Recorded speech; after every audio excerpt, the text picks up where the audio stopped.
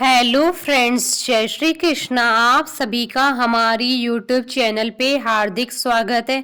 आज हम आपको मोक्षदा एकादशी की कथा, पूजा विधि, शुभ मुहूर्त, पारणा का मुहूर्त और महत्व के बारे में बताएंगे। हिंदू धर्म में एकादशी तिथि का विशेष महत्व होता है। प्रत्येक वर्ष में 24 एकादशी होती है, किंतु अधिक मास होने की स्थिति में एकादशी की संख्या 26 होती है। एकादशी का व्रत करने वाले भक्त एकादशी के दिन उपवास की नियमों का कड़ाई से पालन करते हैं तथा अगले दिन सूर्योदय के बाद ही उपवास का समापन करते हैं। एकादशी व्रत के दौरान सभी प्रकार के अनाज का सेवन वर्जित होता है। जो लोग किसी कारणवश एकादशी व्रत नहीं रखते हैं, उन्हें एकादशी के दिन भोजन में चावल का प्रयोग नहीं करना चाहिए तथा झूठ व परनिंदा से बचना चाहिए। जो व्यक्ति एकादशी के दिन विष्णु सहस्त्र नाम का पाठ करता है, उस पर भगवान विष्णु की विशेष कृपा होती है। मार्गशीर्ष मास के शुक्ल पक्ष की एकादशी मोक्षदा एकादशी के नाम से जानी जाती है। मार्गशीर्ष मास में पड़ने वाली एकादशी का खास महत्व माना जाता है, क्योंकि यह महाकृष्ण जी का स्वरूप माना गया है। मोक्षदा एकादशी का व्रत करने से मनुष्य के सारे पापों का नाश हो जाता है और मोक्ष की प्राप्ति होती है। मोक्षदायिनी होने के कारण ही इस एकादशी का नाम मोक्षदा एकादशी। इस दिन जो लोग नियम के साथ व्रत करते हैं, उन्हें भगवान विष्णु की कृपा प्राप्त होती है और मनुष्य को सुखों की प्राप्ति होती है। मोक्षदा एकादशी के बारे में कहा जाता है कि कृष्ण जी ने इस व्रत की महिमा को बताया था। भगवान श्री कृष्ण ने इस एकादशी का महत्व धर्मराज युधिष्ठिर को समझाते हुए कहा था कि यह एकादशी इतनी पुण्यदायिनी है कि इसका व्रत करने से मनुष्य सभी पाप कर्मों के बंधन से छूट जाता है और उसे मोक्ष की प्राप्ति होती है। मोक्ष ही ईश्वर से मिलने का एकमात्र जरिया है। मोक्षदा एकादशी के दिन गीता जयंती भी होती है। इसी दिन गीता का उद्भव हुआ था। महाभारत के समय युद्ध भूमि में जब अर्जुन अपने सगे संबंधियों को देखकर विचलित हो गए और शस्त्र उठाने से मना कर दिया, तब भगवान कृष्ण ने उनके ज्ञान चक्षु खोलने के लिए उन्हें उपदेश दिए, जो महाभारत ग्रंथ में गीता के नाम से उल्लेखित है। इसी कारण से मोक्षदा एकादशी को गीता एकादशी के नाम से भी जाना जाता है।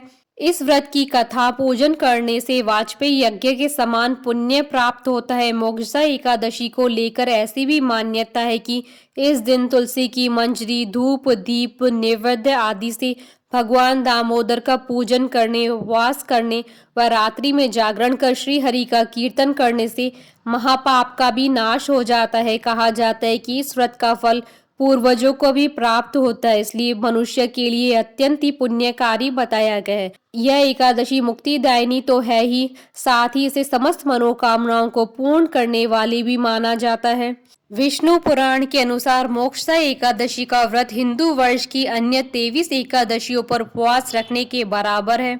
मोक्षदा एकादशी का शुभ मुहूर्त। पंचांग के अनुसार इस बार मोक्षदा एकादशी 25 दिसंबर 2020 शुक्रवार के दिन है।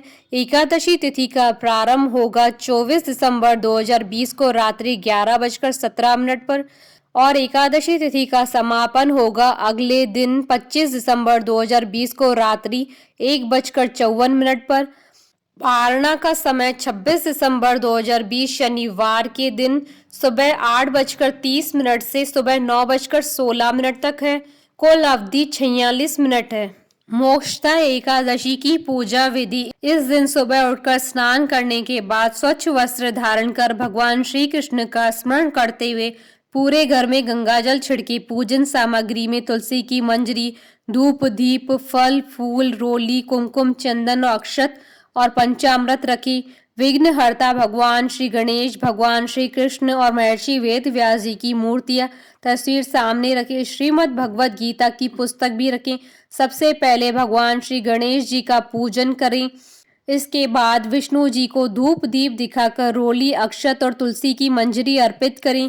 पूजा पाठ करने के बाद व्रत कथा सुननी चाहिए। उसके बाद आरती कर प्रसाद बांटे।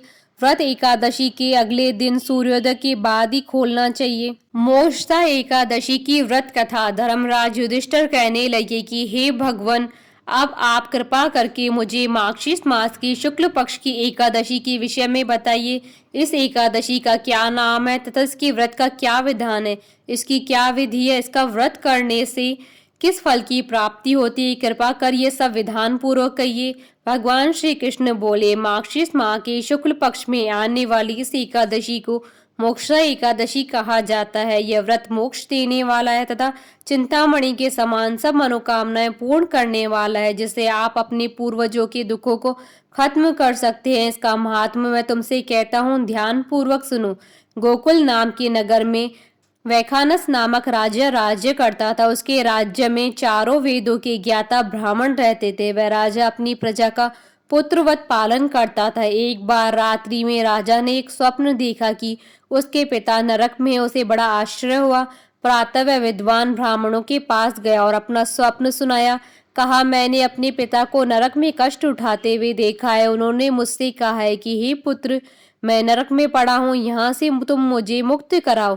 जब मैंने ये वचन सुने तो तब से ही मैं बहुत ही बेचैन हूँ। चित्त में बड़ी अशांति हो रही है। मुझे इस राज्य, धन, पुत्र, स्त्री, हाथी, घोड़े आदि कुछ में सुख प्रतीत नहीं होता है। क्या करूं? राजा ने कहा, हे ब्राह्मण देवताओं, इस दुख के कारण मेरा सारा शरीर जल रहा है। अब आप कृपा करके कोई तप, दान, व्रत आदि ऐसा उपाय बताइए जिससे मेरे पिता को मुक्ति मिल जाए। उस पुत्र का जीवन व्यर्थ है जो अपने माता पिता का उद्धार न कर सके। एक उत्तम पुत्र जो अपने माता पिता तथा पूर्वजों का उद्धार करता है वह 1000 मूर्ख पुत्रों से अच्छा है। जैसे एक चंद्रमा सारे जगत में प्रकाश कर देता है परंतु हजारों तारे भी नहीं कर सकते हैं। ब्राह्मण ने कहा, हे राजन, यहाँ पास ही भूत, भविष्य और वर्तमान की ज्ञाता पर्वत ऋषि का आश्रम है। आपकी समस्या का हल वे जरूर करेंगे। ऐसा सुनकर राजा मुनि के आश्रम पर गया। उस आश्रम में अनेक शांतचित्त योगी और मुनि तपस्या कर रहे थे। उसी जगह पर्वत मुनि भी बैठे थे। राजा ने मुनि को साष्टांग दंडवत प्रणाम किया।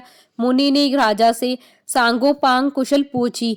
राजा ने कहा कि महाराज, आपकी कृपा से मेरे राज्य में सब कुशल है, लेकिन अकस्मात मेरे चित्त में अत्यंत अशांति होने लगी है। ऐसा सुनकर पर्वत मुनि ने आंखें बंद की और भूत विचारने लगे। फिर वे बोले, हे राजन, मैंने योग के बल से तुम्हारे पिता के कुकर्मों को जान लिया है। उन्होंने पूर्व जन्म में कामातुर होकर एक पत्नी को रति दी, किंतु सौत के कहने पर दूसरी पत्नी को ऋतुदान मांगने पर भी नहीं दिया। उसी पाप कर्म के कारण तुम्हारे पिता को नरक में जाना पड़ा।